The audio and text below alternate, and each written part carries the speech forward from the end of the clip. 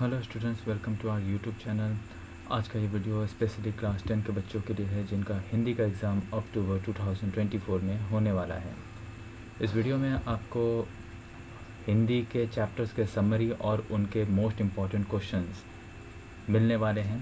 तो इस वीडियो को पूरा देखिए बिना स्किप किए और हर एक क्वेश्चन को अच्छे से समझिए और जो भी आपके इस बार इम्पॉर्टेंट हो सकते हैं।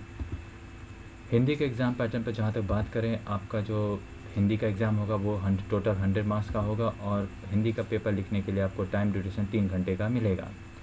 तो चलिए वेट करते हैं। जो पहला चैप्टर है वो है सुखी राजकुमार। ये चैप्टर के जो लेखक हैं वो है ऑस्कर वाइल्ड। याद रखें, आपके सारे चैप्टर्स के लेखक या कवियों के नाम आपको अच्छे से याद रखनी है, क्योंकि बहुत सारे क्वेश्चंस आपके चैप्टर्स के लेखक या कवियों के नाम से आते हैं। चलिए फटाफट से सुखी राजकुमार का एक समरी आपको दिखा देते हैं कि सुखी राजकुमार कहानी में आखिर क्या है। सुखी राजकुमार दरअसल एक प्रतिमा है जो शहर के बीचों बीच स्थापित है। सोने से मढ़ी और नीलम तथा लाल जड़ी प्रतिमा के सौंदर्य से लोग अभिभूत हैं। एक दिन गौरैया शहर में आती है और उस प्रतिमा के नीचे ठहरने का निश्चय करती है। उसके ऊपर एक बूंद गिरती है तो उसे पता चलता है कि सुखी राजकुमार रो रहा है। राजकुमार उसे बताता है कि जब वो जीवित था तो उसका जीवन विलासपूर्ण था और वह दुख जैसी चीज़ से परिचित नहीं था, किंतु अब वो शहर के बीच ऊंचाई पर स्थापित होने के कारण अपने शहर में बसे लोगों के दुखों को देख सकता था और उनके दुख से दुखी था। इस क्रम में वह पहले एक मेहनती स्त्री और उसके बीमार बच्चे का जिक्र करता है तथा गौरैया से अपनी तलवार के मूठ में जड़ा लाल निकाल कर उसे दे आने के लिए कहता है। गौरैया अपना नील यानी कि इजिप्ट देश, मिस्र देश जाने के लिए कार्यक्रम में व्यस्त है और उसे बच्चों से स्नेह बिल्कुल भी नहीं है, क्योंकि पिछले वसंत में वो 2 बच्चों ने उसे ढेले मारे थे। मगर राजकुमार को उदास देख के वो उसके बात मान लेती है। बच्चे के प्रति उत्पन्न सहानुभूति के वश में वह उस पर अपने पंखों से हवा भी झलती है। रात को जब वह पुनः सपनों के देश जाने को प्रस्तुत होती है तो राजकुमार उससे एक गरीब लेखक की मदद हेतु अपनी एक आँख का नीलम दे आने के लिए कहता है। राजकुमार के त्याग से गौरैया करुण हो उठती है। अगली बार जब वह नील देश की सुंदरता का बयां करते हुए राजकुमार से विदा मांगती है, तब राजकुमार उससे एक गरीब लड़की की मदद के लिए अपनी दूसरी आँख वाला नीलम भी दे आने का आग्रह करता है। राजकुमार के इस उत्सर्ग से प्रभावित गौरैया अपने कार्यक्रम रद्द कर देती है। राजकुमार अब अंधा हो जाता है, अतः गौरैया शहर भर की खबरें उसे सुनाती है, विशेषतः गरीब, दुखी और परेशान लोगों की खबरें। राजकुमार के कहने पर वो प्रतिमा के स्वर्ण पत्र निर्धन लोगों में बांटती रहती है। प्रतिमा अब बिल्कुल ही मनहूस दिखने लगती है। बढ़ती ठंड में गौरैया वहीं प्रतिमा के पैरों पर प्राण त्याग देती है। अगले दिन उस शहर का मेयर अपने सभासदों के साथ घूमते हुए उस प्रतिमा को हटाने और अपने प्रतिमा लगाने का प्रस्ताव करता है। प्रतिमा और गौरैया की लाश को कूड़े खाने में फेंक दिया जाता है। ईश्वर के आदेश पर देवदूत उन्हें ले जाते हैं और उन्हें स्वर्ग में हमेशा के लिए स्थान दे दिया जाता है। ये था सुखी राजकुमार जो कहानी है उसकी समरी, उसका सारांश। लिए फटाफट से कुछ क्वेश्चंस भी देख लेते हैं। पहला क्वेश्चन है, लोग प्रतिमा की प्रशंसा क्यों करते थे? और आंसर है, सुखी राजकुमार की प्रतिमा बहुत सुंदर थी तथा उस पर बहुमूल्य वस्तुएं लगी थी, इसीलिए लोग प्रतिमा के वैभवपूर्ण सौंदर्य की बड़ी प्रशंसा करते थे। दूसरा सवाल है, गौरैया राजकुमार की प्रतिमा के पास क्यों पहुंचती है? और आंसर है, गौरैया अपने मित्रों के पास मिस्र देश पहुंचना चाहती है, परंतु मार्ग में रात्रि हो जाने के कारण वो विश्राम तथा आश्रय प्राप्त करने के लिए राजकुमार के प्रतिमा के पास पहुंचती है। अगला सवाल है, सुखी राजकुमार जब जीवित था तब उसका जीवन कैसा था? जवाब है, सुखी राजकुमार जब जीवित था तब उसको दुखों और तथा आंसुओं से परिचय नहीं हुआ था। वो आनंद महल में रहता था जहाँ दुख को प्रवेश करने की इजाज़त नहीं थी। दिन में वो अपने उद्यान में विलास करता था और रात को नृत्य में लगा रहता था। उसके चारों ओर सौंदर्य तथा आनंद था। उसने कभी बाहरी दुनिया का दुख दर्द नहीं देखा था। अगला सवाल है, सुखी राजकुमार ने अपनी जनता का दुख दूर करने के लिए क्या किया?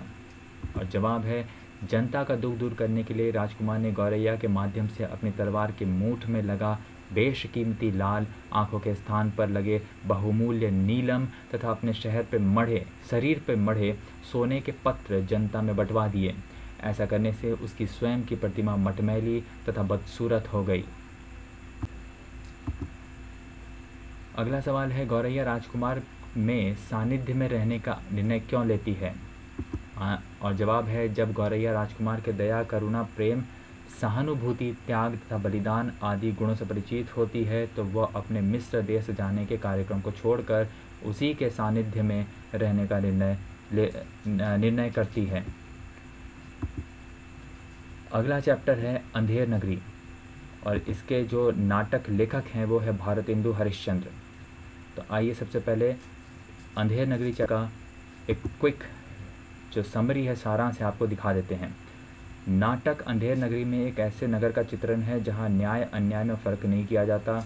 महंत अपने 2 चेलों के साथ जिस नगर में पहुंचता है वहां हर वस्तु का भाव टके सेर है।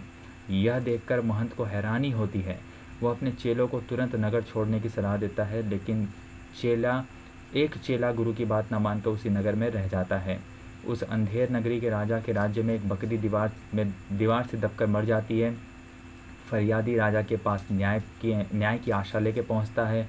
राजा के हुक्म के अनुसार बकरी के मरने के लिए जिम्मेदारी के रूप में क्रमशः कल्लू बनिया, कारीगर, चूने वाला, भिस्ती, कसाई, गरड़िया तथा कोतवाल को पकड़ के लाया जाता है, लेकिन हर व्यक्ति दूसरे को जिम्मेदार बताकर खुद छूटता जाता है। अंततः महंत के चेले, जिसका नाम गोवर्धन दास है, उसको पकड़ लिया जाता है। फांसी से पहले चेला गुरु को याद करता है। महंत आकर गोवर्धन दास से गुप्त बात करते हैं। फिर गुरु चेले में वाद विवाद होने लगता है। कारण पूछने पर महंत बताता है कि आज उस शुभ मुहूर्त में जिसे फांसी होगी उसे स्वर्ग मिलेगा।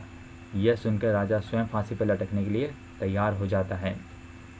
तो इस चैप्टर से फटाफट से कुछ क्वेश्चंस देख लेते हैं। पहला सवाल, गोवर्धन दास को भिक्षा में कितने पैसे मिलते हैं और वह उनसे क्या करता है? जवाब है, गोवर्धन दास को भिक्षा में 7 पैसे मिलते हैं और वह उनसे हलवाई से 3.5 सेर मिठाई खरीदता है। अगला सवाल है, महंत अंधेर नगरी में क्यों नहीं रहना चाहते हैं? और जवाब है, महंत अंधेर नगरी में इसलिए नहीं रहना चाहते हैं क्योंकि उनके अनुसार जहाँ व्यक्ति और वस्तु के गुणों की कदर ना हो और हर घटना, वस्तु या ये चरित्र के मूल्यांकन के लिए एक ही पैमाना अपनाया जाता हो, ऐसी शासन व्यवस्था में रहना विपत्ति का कारण बन सकता है। अगला सवाल है, गोवर्धन दास अंधेर नगरी में रहने का विचार क्यों करता है?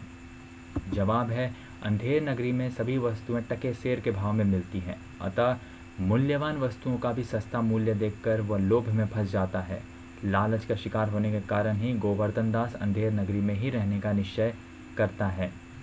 अगला सवाल है, गोवर्धन दास संकट के समय अपनी रक्षा के लिए किसे पुकारता है? जवाब है, गोवर्धन दास संकट के समय अपनी प्राणों की रक्षा के लिए अपने गुरु को पुकारता है तथा उनका स्मरण करता है। उस समय वो अपने गुरु की बात ना मानने पर पछताता है। अगला सवाल, अंधेर नगरी से क्या आशय है? जवाब है, अंधेर नगरी से आशय ऐसी नगरी से जहाँ तानाशाह की सत्ता है, न्याय का आडंबर होता है और जनता का शोषण किया जाता है। ऐसी नगरी में गुणवान और गुणहीन लोगों में कोई भेद नहीं किया जाता। अगला चैप्टर जो हम देखेंगे वो है अखबार की दुनिया।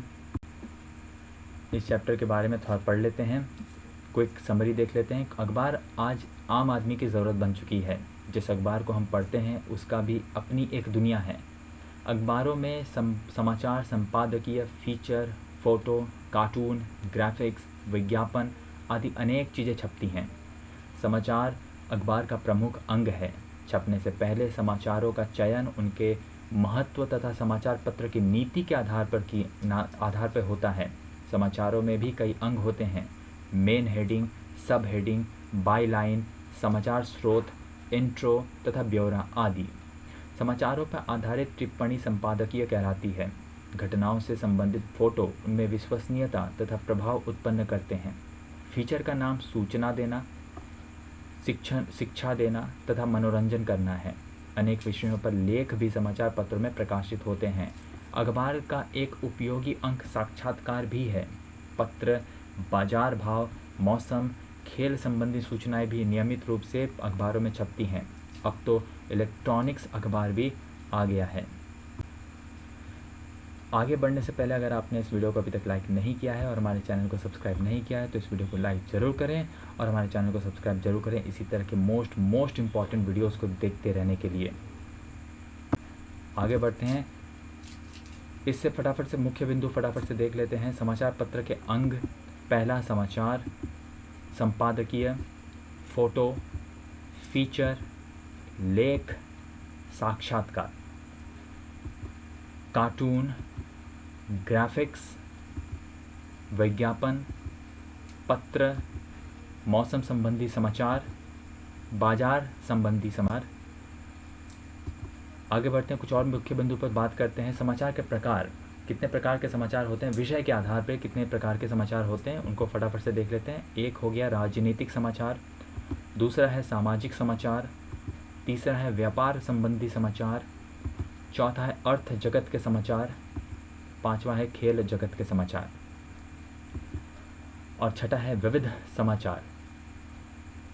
आगे बढ़ते हैं, कुछ और मुख्य बिंदुओं पर ध्यान देते हैं। समाचार के प्रकार स्थान के आधार पर समाचार कितने प्रकार के होते हैं देख लेते हैं। पहला है राष्ट्रीय समाचार, दूसरा है अंतर्राष्ट्रीय समाचार और तीसरा है स्थानीय समाचार। आगे बढ़ते हैं, कुछ और मुख्य बिंदु पर देखते हैं। समाचार के अंग, पहला है मेन हेडिंग, दूसरा है सब हेडिंग, तीसरा है बाय लाइन, चौथा है समाचार स्रोत, पांचवा है इंट्रो और छठा है ब्यौरा। अगर आपको ये वीडियो पसंद आया हो तो काइंडली इस वीडियो को लाइक ज़रूर करें और हमारे चैनल को सब्सक्राइब जरूर करें। और अगर आपका कोई क्वेरी हो या किसी भी तरह का कोई डाउट हो तो हमें कमेंट बॉक्स में ज़रूर कमेंट करके बताएं। मिलते हैं आपसे नेक्स्ट वीडियो में। Thank you so much for watching.